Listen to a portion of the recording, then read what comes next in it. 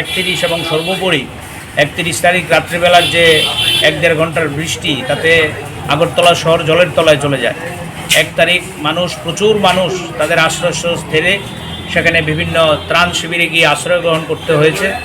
এবং এই বন্যা চলে যাওয়ার পর, জল কিছুটা নেমে যাওয়ার পর আরও ভয়ানক অবস্থা ধারণ করেছে গোটা আগরতলা শহরের এই বন্যা কবলিত এলাকা। আপনারা যারা সাংবাদিক বন্ধুরা, আপনাদের প্রত্যক্ষ অভিজ্ঞতা আছে এই বন্যা কবলিত এলাকা। একদিকে জলের যন্ত্রণা মানুষ ভোগ করেছে, এখন জল নেমে যাওয়ার পর আরেক যন্ত্রণা।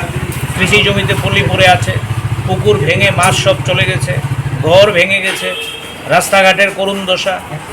এবং বৃষ্টির পরে এত নর্দমা জমেছে, এলাকাগুলোর স্বাস্থ্যকর পরিবেশ বলে কিছু নেই, বিশুদ্ধ পানীয় জল নেই, স্যানিটাইজেশন অপ্রতুল, স্যানিটাইজেশন ব্যবস্থা নেই। তা আমরা এই যে ঘটনাগুলো, মানুষের দুর্দশা দেখে আমরা, জানেন আপনারা, আমরা 31 তারিখ রাত্রেবেলা থেকেই সিপিআইএম মানুষের পাশে থেকে বিভিন্ন বন্যা কবলিত স্থান থেকে মানুষকে উদ্ধার করার চেষ্টা করেছি আমাদের সাধ্যমতো।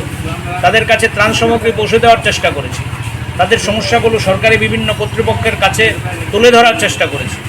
এবং বন্যার পরেও বিভিন্ন মানুষ আমাদের কাছে আসছেন। আমরা যখন এলাকাগুলোতে যাচ্ছি, মানুষ চোখের জল ফেলছেন, তাদের পানীয় জল নেই, শিশু খাদ্য নেই এবং অস্বাস্থ্যকর অবস্থা। তা আমরা 1 নম্বর দাবি করেছি যে বন্যা কবলিত এলাকায় অবিলম্বে স্যানিটাইজেশনের ব্যবস্থা করো, ব্লিচিং ছড়াও, স্বাস্থ্য শিবির করো, বাচ্চাদেরকে, বৃদ্ধদেরকে চিকিৎসার ব্যবস্থা করো।